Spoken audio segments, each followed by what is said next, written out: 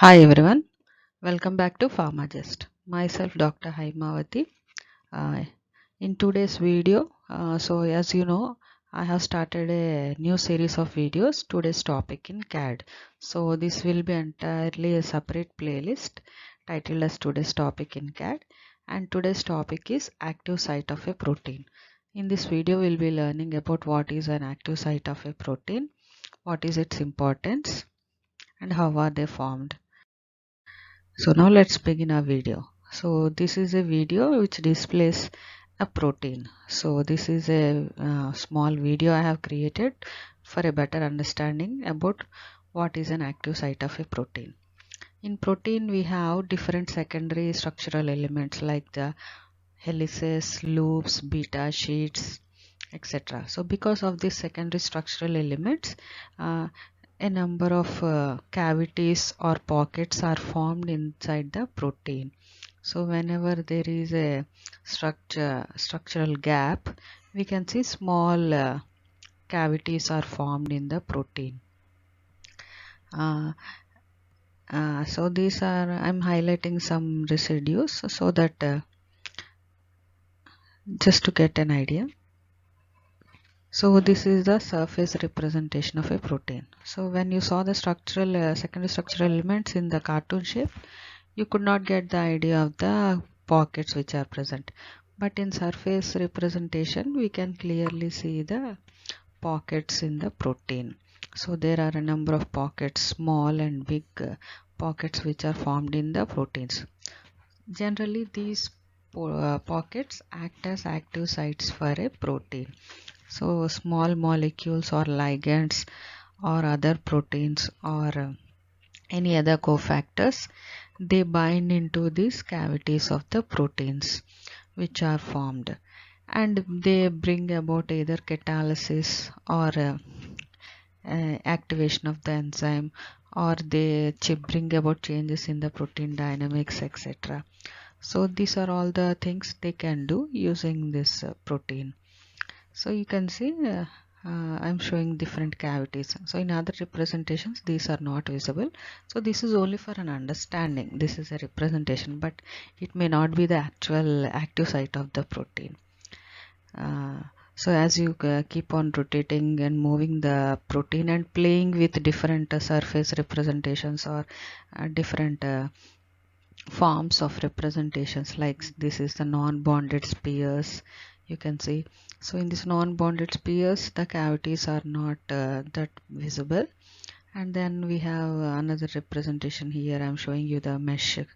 Even in this mesh also we are not able to find the cavities of the protein. So likewise you can play with the different representations of the protein so as to identify different cavities. So this is only a graphical way. And how is this active site formed? So it is formed either by folding of the protein chain of an enzyme or coming together of different protein subunits. So for example, some proteins they have more than one subunit, like chain A, chain B. So two or three more chains are present. So all this, when they come together, they form different voids or pockets in this protein. So as such, the active site in the protein is formed. And this active site information, it helps in designing novel ligands. So this helps in the drug design. So we want to design more and more new drugs and better drugs which can effectively reduce the diseases. So active site information helps in designing these ligands. And then we have enzyme inhibitors, and we can use this active site information to understand the binding modes of the protein with different elements like small molecules, cofactors, other proteins, etc. And then to understand the protein dynamics, so how the protein behaves in its environment. So all this information can be studied using this active site information. And how it is measured: generally an active site is measured using different algorithms, and some computational tools, they measure the area and volume of the surface pockets by using solvent accessible surface model, which is known as Richard's surface. And then we have molecular surface model, which is also known as the Coriolis model. And some tools they generate contour maps from the hydrophilic or hydrophobic residues which are present on the protein. So here this is another picture where I have shown the ligand.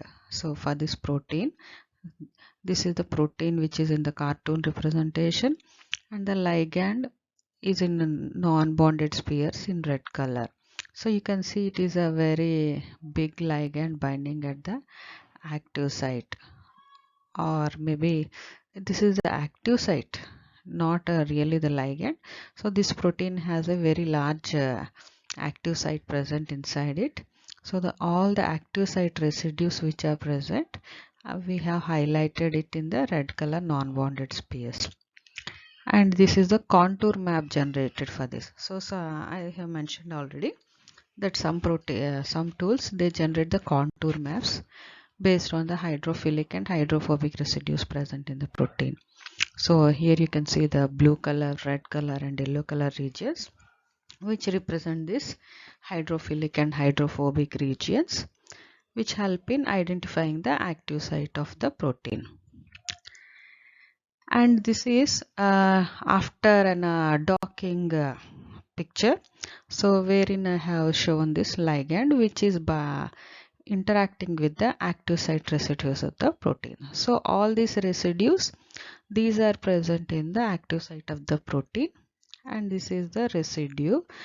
This is the small molecule or the ligand which is present in the active site. So the ligand does not always need to bind with all the residues. So most of the students they have doubt whether the ligand should bind with all the residues which are present in the active site. So the active site may be surrounded by a number of residues, but it is not possible for every ligand to bind with each and every residue present in the active site.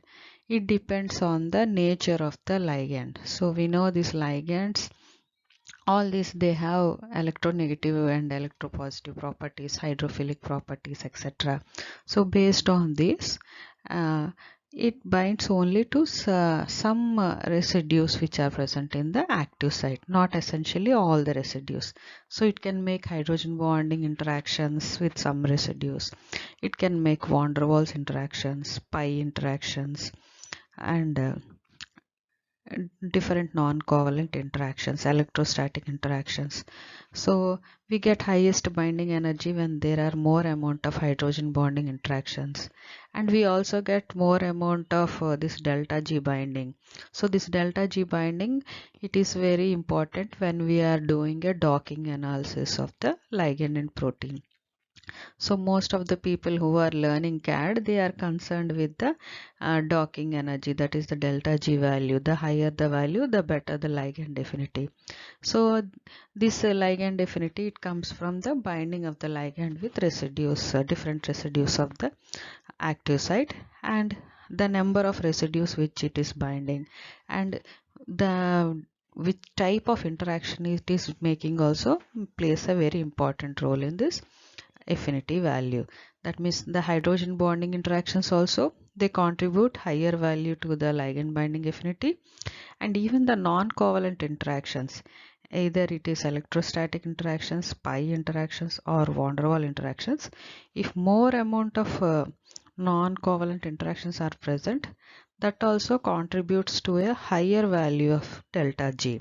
So we cannot say that non-covalent interactions or van der Waals interactions, they may be weak interactions, but if more number of residues are forming weak interactions, it leads to a higher energy value. So it leads to a higher contribution or a higher affinity towards the ligand. Hence it can result in a higher delta G value. So these are some of the factors affecting the delta G value. So the active site information we are more concerned only during docking only. So if we want to find more and more new ligands, more and more better ligands to cure the diseases. So in our research we are concerned about finding novel ligands which are effective, than the currently available drugs, or we are trying to optimize the ligands. So for all this, docking plays an important role, and in this docking the active site information of the protein also plays a very important role. Hence we need to study the active site of a protein very carefully. So active site information is a very important aspect in docking, wherein you have to study carefully the protein. You have to do a lot of literature survey. Even in literature survey we get the active site information, and then we have a lot of computational tools like cast-p, sitemap, allosteric site, etc, etc, so which help in identifying the active site information of a protein. And after you get the active site, so which residues present in the active site are making interactions, you have to select that active site, and you will have to select that region when you're docking. So we generate a grid in docking, and in that we select these active site residues which are predicted and perform docking. So this is the importance about active site of a protein. I hope the video was informative and you liked it. So thanks for watching the video, and do not forget to like, share and subscribe to my channel. See you in the next one. Bye bye.